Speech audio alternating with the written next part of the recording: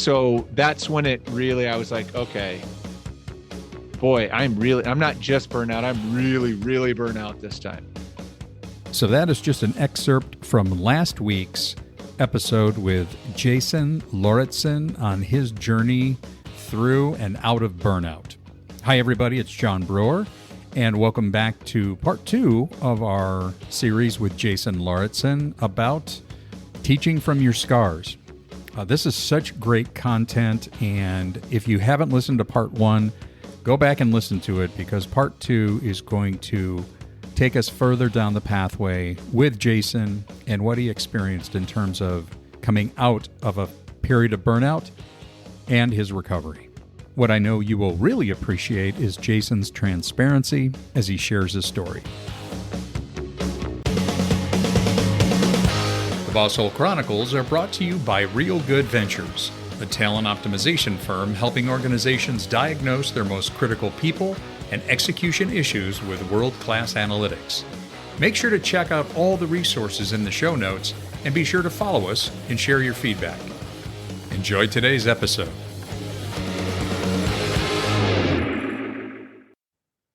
The irony of it, though, was, you know what I did? Ran the same playbook. Same playbook. So did another retreat, and the retreats are delightful. I'm not like they were helpful, but I went on a retreat and I thought that would help, and had my retreat, came back, wrote a blog post, right? It's just rinse and repeat. And there were some things I did learn. I mean, there were some things certainly that I had made progress on, but then what happened was a friend of mine reached out who is a colleague. She's an executive coach, has done a bunch of stuff. And I had written, I wrote about that I was burnout again. And that the title of that one was The Burnout Lesson I Hadn't Learned Yet.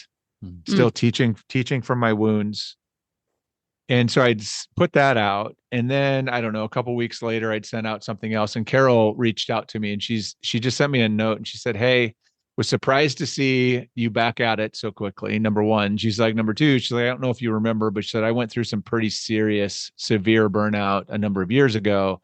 If you'd be interested in talking and learning like what worked and helped me, I'd be happy to jump on a call." And so we scheduled that. And the thing that was different this time with my experience is I went on retreat. I came back.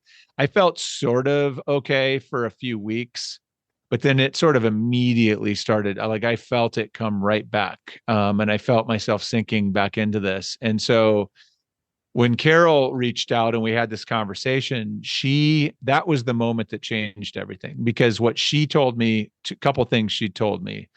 One was, and this was more, she asked me, because that's how she's a coach, right? She led me to this insight, but I was telling her about all the things I was doing, and to try to resolve this or try to fix this or whatever. And she said, and I was working on the business mainly because I knew the business was what was breaking me.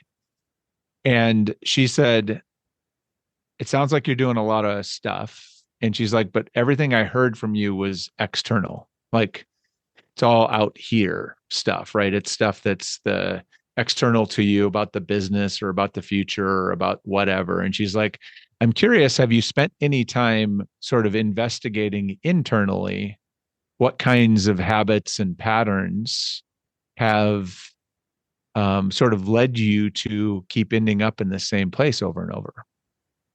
And I was like, now that you say that, I really haven't. It's a good question. It's a good question. Yeah. And I said, "No, I haven't done that work. I know I need to." She's like, "Well, I would suggest." So we talked a little bit about that. And then the other thing she told me is, she said, when she hit this point and she was trying to figure out what to do, she said, "I realized that," she said, she's like, "In order for me to heal, she said, I had to close my business down." She's like, and she stopped, like shut her business down for 6 months. And she said, all I did was rest. And she's like, for the first like month or two, she's like, I'm talking like 2 to 3 hour naps every day, like doing nothing, just deep rest. And she said it took months and months of that and working with, she had a coach that she was working with that was helping her kind of, once she got through the initial phase of rest, kind of working through the healing work that she needed to do. And this struck me. I was like, God, first off, I'm like, I can't do that. Like, I'm not in a position to do that. I can't shut my business down, just not. And so I'm like, well, I don't know what does that look like. So then I fact checked her. I went out online and I Googled like, how long does it take to recover from burnout? And I find myself on the Cleveland Clinic website and the Mayo Clinic website. And you know what it says? Loosely it says from several months to several years. Mm-hmm. The median is 6 to 18 months. And that makes perfect sense to me, because in hindsight, it's like, well, I didn't get in this situation in a few days. Why would I think I can get out of it in a few days? It's like, if I've gained 60 pounds over the course of a year or two, why would I think I can go on a retreat for a weekend and lose 60 pounds? That's not how our bodies work. Yeah, that's a great analogy. Mm-hmm. I've been eating blizzards for a year. Like, I can't undo that. I've got to figure out, it's going to take prolonged commitment to different behaviors and choices in order to get better. And so that's what set me down the path of true recovery, is I realized I needed to do something very different. And I'll tell you what I did here in a minute. But again, I'm going to draw a breath because I'm talking. That's a lot of story. Again, I'm having an image that, and I don't ask me why. Maybe it's because I saw Mike Tyson, just recently coming out of retirement to have a fight. But it's almost like a prize fighter when you talk about teaching from your scars versus your wounds. A prize fighter coming out of the corner, getting a very short break and just getting pummeled. And it's like, okay, I got this. I'm going back to my corner. Yeah. That's just what I'm seeing. It's like you're putting yourself out there, you're getting pounded, you're trying to fight hard, but every time you go back out there, your capacity to stay strong diminishes, and those wounds just keep getting deeper. No, I think it's right. And I'll build on that. I'm a metaphor guy, man. I love a good metaphor or analogy. And what I would say is that it's what's even, I think that is true. And I keep going back into the fight. I'm against an opponent who has my number. And I go back to the corner, I rest, they spray me down and whatever. And they're like, you got this, champ. And you go back in there with no strategy adjustment. Yeah. So it's like, well, what makes you think that next round's going to be better than last round if you keep showing up the same way against an opponent who has found your weakness? Yep. And so in order for me to not end up knocked out, right? I had to interrupt the cycle dramatically. And that's, I think, if I were to say, that's kind of the big thing that for me is the headline of what I learned through all of this. And you'll hear this in the work that I had to do, but one of the takeaways was almost all of what we tell people about burnout recovery right now, what you hear, what the narrative at work, what we talk about is it's all about escaping. It's all about escape and self-care. Mm-hmm. And those are not bad things. Like, going on vacation isn't bad. Self-care is great, but here's what I've learned about those two things. Escape is just like going to the corner, right? That's going to you go, like, I get to sit down and they stop punching me in the face for a little while. And that feels good. You can catch your breath. You start to feel a little better. Like, okay, that's better. But then I get tossed right back into the ring and the punches start coming again. And it's like, well, I need to get out of this fight. Yeah. There you go. Yeah. I need to get out of this fight. And so escape is a temporary reprieve. It is going to your corner. But if you don't get out of the fight, or if you don't learn how to fight in a way that protects you from getting harmed, then you're just going to keep same thing over and over and over again. So escape is a short-term respite. It is not a solution. The other piece of it is self-care. And this is just a different analogy, but the way that I've come to think of it is that if you're, let's say you're in the middle of a lake and you have a rope tied around your waist that's tied to an anchor that is pulling you underwater. Self-care is anything you can grab onto, or any skill that you can find that will help you keep your head above water so you don't drown. Mm-hmm. And the anchor is the thing, whatever it is that's getting you to burnout in the first place. So it's the way you work, it's who you work for, it's the kind of work you do, it's the relationship you have with your work, it's some combination of all those things, how you're managing your life, how you think about showing up, all those things. If that anchor is hanging down below you, then what self-care is literally about just keeping you from drowning. It's the real, you can't heal until you cut the anchor loose. Yeah. Sure. You just can't. And so that's another analogy I would add on, or sort of a competing analogy or metaphor for the same things. That's what I learned. That's the biggest takeaway. That's a powerful one. That's the escape. Unless you cut that line, you can't possibly heal. Now you're in a position to think about a different pattern. That's what I was thinking about. Is somebody said, what are the patterns? You've recognized the pattern. Now you're prepared to change that. So here's how I look like? Yeah. Yep. Once you recognize, and that was the journey for me, was certainly about, I think Carol was one of Carol kind of saved me. She's been my guru, sort of spiritual guide through this whole thing. She was the one that invited me to truly heal. Mm-hmm. And the thing that you realize, though, and I mean, I don't want to minimize, and I think this is the really inconvenient, and this is the conversation we need to be having about burnout, is that it's like the gaining 60 pounds and needing to lose the 60 pounds. Mm-hmm. It's not convenient. It's not quick. There is no shortcut. Like, you have to do the work. You have to be committed to it, because you allowed or didn't, whatever, but you got to this place through a series of choices and behaviors and decisions and consequences and circumstances. And in order to get out of it is going to be a prolonged journey of different choices, different behaviors, different circumstances.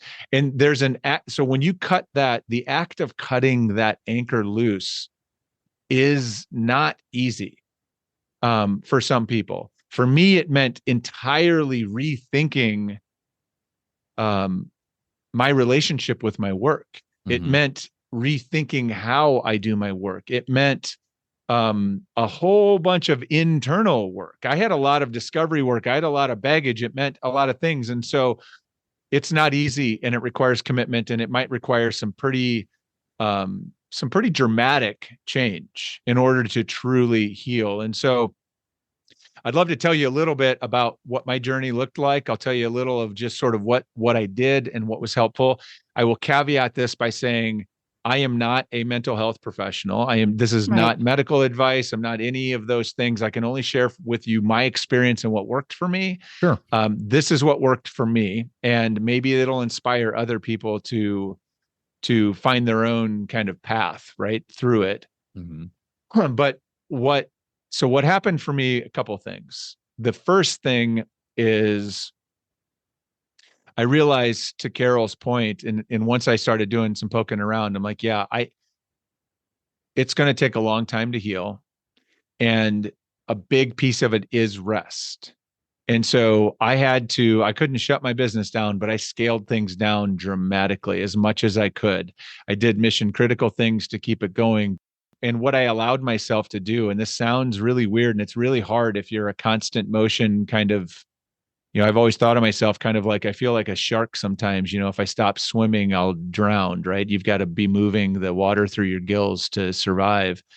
But there were days where I'd wake up and I'm like, I just can't. I don't feel it. And so I would take the day and I would go for a walk, or I might sit and play some stupid game on my phone for a while or whatever, but that's what I had the energy for. And I would just give myself permission to, like, that day, I'm like, I'm done. I don't have it today. I need rest today. And I would take naps and I would do whatever I needed to do.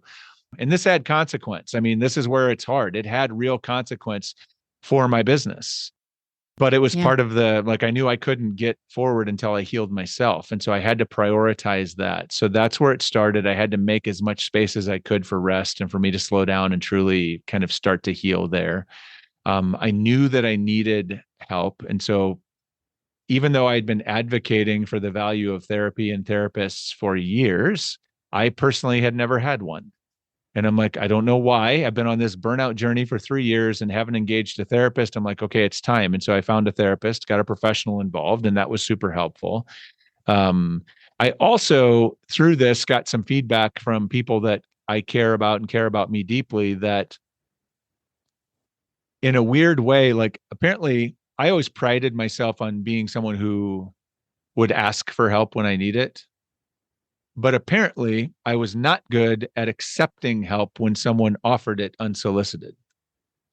And I didn't realize this, but I got this feedback that there were people around me that wanted to help and probably could help, but would say, I don't think Jason would let us help him even if we offered. Wow. Whoa, that sucked. But that was good feedback to get. And so it really was something that I took on board and thought a lot about, and have tried to be way more open and way more accepting of support when people reach out to me, or people that I care about are like, hey, would you be open to this? I could do this to help you, or could we help you with this? Or could I, it's like, yes. I will always say yes. And so that changed. And so I needed help. People around me, I needed help. So self-care, the thing about self-care is that is magic, is that if you keep doing self-care, you figure out what your self-care, and I've been pretty disciplined about self-care for a long time in a lot of different ways, not always probably fully as much as I needed to, but that when you start to cut that anchor loose, then your self-care helps you, all of a sudden you like, wow, I'm actually a lot stronger than I thought. I can actually tread water really good, and I can swim pretty fast because I've been struggling against this down current, this force. Mm-hmm. When that force starts to lighten, you start to feel the real benefits of your self-care practices. And so self-care is wildly important. It's just, you also have to be addressing the underlying things. And then I dove into the process of really unpacking and reshaping my relationship with my work. And so what that looked like for me was a few things. One of the big realizations through this process was, I felt, the best way I can describe when I was in the midst of burnout is I felt lost. I felt like, how did I end up here? Because I have an incredible job. I'm an entrepreneur. Mm-hmm. I am a passion-driven guy. I do work that I deeply care about and that I love and that I am committed to and I am excited about, and whatever. I can create my own schedule. I can find what clients I want. I'm preaching to the choir with the two of you. There's just such a privilege and opportunity and freedom in the work that we do. I'm like, how did this happen? Yeah. That I feel so lost in this work. How did this happen to me? And so I was, the thing through one of my therapy sessions one day, my therapist asked me, he said, so tell me, what does your work feel like or look like when you get to the other side of this? When you feel like you've recreated it, you've healed, you've made it. What does that look like? And I started describing a bunch of things to him. And then later, the next day, I think I was doing some journaling, and as I was reflecting on what I was sharing with him, I was like, wait a minute. And I went and I pulled out my values, my 5 core values that I'd been sort of working on and refining over the last several years. And everything I described to him were my values. And it dawned on me, wait, I had done the work. I knew the coordinates home. I had the coordinates in my pocket. Yeah. But I wasn't paying any attention to them. I wasn't using them to navigate my way back home. Mm-hmm. And once I realized that, then I started using those values as a way to kind of step into and rethink, okay, why is it these parts of my work aren't feeling as nourishing or as energizing or as rewarding. And it had everything to do with they were out of alignment with or weren't satisfying one of my values in some way. And again, I'm like, duh. How many times have we talked about values to an organization or the importance of values and actually living your values? I've said it, I can't even tell you how many times. And yet here I was, the cobbler's children have no shoes. That is me in that situation. And so then I committed to that. And what happened through that was I also realized, at least for me, and I would be surprised if this isn't true for almost anyone that's feeling burnout, is that part of the thing that was contributing to my burnout, my relationship with my work and why it was burning me out is I had written a bunch of stories about who I was or what I had to do in my work that I was confined by. I had boxed myself in things I had said, well, I don't do this kind of work, or I am this is my identity. I am a keynote speaker. And yet, even though like that's part of what I do, but that's very narrow definition. Or one of the really stupid things that happened is that I thought stupid and freeing. It was liberating, but like a little silly thing is like, I always thought for the first 15 years of my speaking career that I had to wear a suit when I spoke. That was like, it was just part. I'm the reformed corporate guy. I speak to corporate audiences. I have to wear a suit. And somewhere in the midst of the pandemic, I'm doing all this virtual presentation. And my virtual presentations, at first it was button-up shirts, and then it was polos, and then eventually it was t-shirts, because really t-shirts are what I'm most comfortable in, as I'm wearing today. And I finally realized, like, well, why am I not wearing what's most comfortable for me to make my best, to do my best? And so then when I started, so I let go of like, I had this story about I need to be the guy in the suit. Yeah. Turns out that was nonsense. Right. Turns out that, because I've gone out in jeans and t-shirts. Sarah saw me. Yep. And I do still wear a blazer because the blazer's pretty snazzy, but I have jeans and a t-shirt on. I feel great. Yeah. I think I still look pretty good. And guess what? I've done some of my best work on stage since I made that shift. And so those are examples of like what we decide we have to be these things. I have to be this. I have to have this. I have to make this amount of money in order to be happy, or I have to have this kind of title or do this kind of work. I don't do this, or I do this, or I can only, and all these stories then I had created a prison. And when I started evaluating these stories and peeling back these stories, I realized like, I know what I'm passionate about. I know what the impact is that I want to have on the world. And I know what my work is about. But I was like, I'm not sure what that looks like anymore. Yeah. I had gotten so far off track that I'm like, I need to rediscover that with a different kind of curiosity and openness. So the journey has been all these things, and layered in that underneath has been a lot of personal work. So there was the work with the business, and then there was personal work with a therapist. There was all kinds of practices that have been layered in for me. Things like, the values, reflection and check-in. To your point, Sarah, Carol has led me, my guru, Carol has led me through some exercises like logging your emotions every morning, just to be tuned in to what emotions am I feeling, and am I recognizing them? Do I notice them? A heart attunement practice. Liz Gilbert, the author, Liz Gilbert, has this practice called Letters from Love, which is really about sort of attuning to this voice of unconditional love that is inside of you, which, people can interpret however they want to interpret. But so much of this was sort of also a spiritual journey back home. It was getting back in touch with who I am and what's important to me. And then from that place to realign my relationship with the world. And that is heavy work.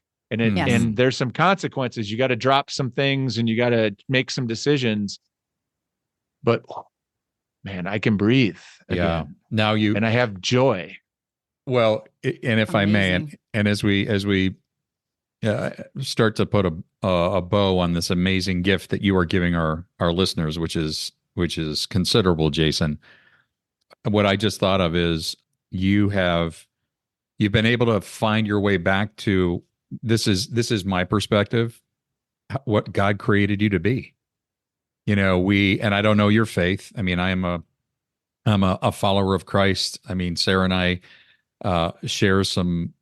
We talk about in our world the power of surrender and get our plan out of the way and realize that God's got a great plan. So whatever that may look like, just getting back to a more authentic version of who you are and starting to dismantle these what you were describing of what you thought the world expected from you, wearing a suit and how you showed up. Those are mental maps. Those are mental maps that we build for our entire lifetime and realize how far that takes us away from who we really are. I don't think we can step over the fact, and you just said it is heavy work, but it is such powerful and necessary work for all of us.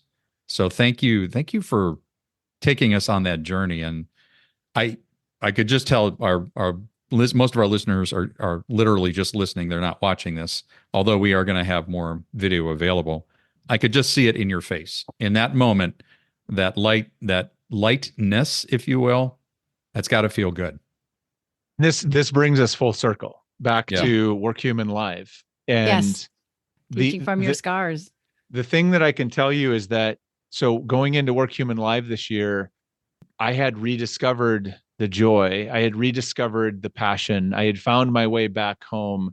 And through then my work, I could be more available in a different way, emotionally, mentally, spiritually, whatever, to the work and to the people that are there, that you can I could sort of put my heart back in it because my heart was full and available. It was abundant again. And as a result of that, the presentations that happened at Work Human, some of the best reaction I have ever gotten in my career. And I would attribute that. I mean, part of it is it's good content. I'm not going to downplay that. It is good content. It matters. But I think part of it is too, my ability to show up, to be present, to be whole, to be full in that room with those people. Like there's something that happens there, right? When you're spiritually aligned and you can sort of give yourself, and just so, I mean, and just so if you're listening to this, I am an atheist, but this work is all about spiritual work. And you can have whatever spiritual practice you want, whether you're a Christian or a Buddhist or Jewish or Muslim, whatever it is. It's about that alignment, right? It's being in alignment. To me, it was a spiritual alignment kind of with me. And when I am in spiritual alignment, when I am connected to who I am at my best self, then that allows me to then be connected to everyone else, right? To the rest of humanity, to the rest of the planet. And so for me, that was the work. And so it doesn't require a religious ideology to do spiritual work. That was a barrier for me that I had to push through. And so when I showed up at Work Human, that's where I was. I also set some intentions about connection and availability to people that was very different than I'd had in the past. And it's amazing when you get to the other side of the work. And Carol kept saying to me throughout this journey, she's like, I am so excited for you for when you arrive at the other side of this. Because she said, it's going to be incredible. But I never knew what that meant. I'm just like, okay, Carol, like when you're in it, you're like, okay, I'll take your word for it. And then it happened and you're like, oh, this is what she was talking about. I'm home. I'm home. Yes. And boy, does it feel damn good to be there. So it's worth the work. It's worth the changes. And, I don't know what it might look like for anyone that's listening to this, but I would just, start by digging in a little bit, doing some reading. If you're not working with a good therapist, that is the place to start. Get somebody to help you on the journey that you trust, and that knows what they're doing, and trust it. Trust the journey, and give it time. And I think to your point, don't think you can do it by yourself. Not at all. Wow. Yeah, or quickly. Quickly. That's right. It's classic. I mean, what got you here will not get you there. You've outlined some really cool and available things to people, and there's a good business case. I think about the leaders I encounter who are unaware. They're not quite tuned into the fact yet that their burnout is growing, it's increasing, and their impact is decreasing. So the business case is, especially for our duty-bound leaders that feel like they can't let go, you're not making a difference if you're in this state. And so being the hero in a wounded state is not being a hero at all. Yeah. So I think we gotta look at it like it's life or death. It is. Yeah. And let's not, I don't want to bury this because this is so important. If you don't address the anchor, then you cannot heal. That's right. And so if your work situation is burning you out, grinding you out, or the people you lead, right? If the people you lead are burnt out, right? It's not about well-being activities. It's not about resilience training. It's not about making them use their vacation. It's about what about the work is grinding them to the ground? Like, what about it? What you have to address the anchor, because if you don't, all you're doing is the cycle, right? You're sending them to the corner. Yep. And then you're going to put them right back in the fight to get punched again, right? Here's some smelling salts. Come on back, champ. Yeah. Yeah. That's right. Jeez. That's right. So you might have, that might mean you need a new job. It might mean you need to have some really honest conversations with your boss or whoever you work with. It might mean you've got to make some decisions with your spouse about what really matters. Right. There's some big decisions in here, but what's the alternative, right? That's right. It sucks being there, right? So address it, and it's worth it. It is worth it. I am living proof. It is worth it if you do the work. Yeah. And we get the benefit of you. This is so sure. great. Maybe sometime down the road, we can talk about walking beans and some of those powerful lessons you shared at Work Human Live. That Anytime. Yeah. Cultivating, leading by relationship, all the things you do. But gosh, Jason, thank you so much for all that you've given us. Lots of tools, lots of takeaways today. We wish you the best, and we're excited to see what's coming next from you.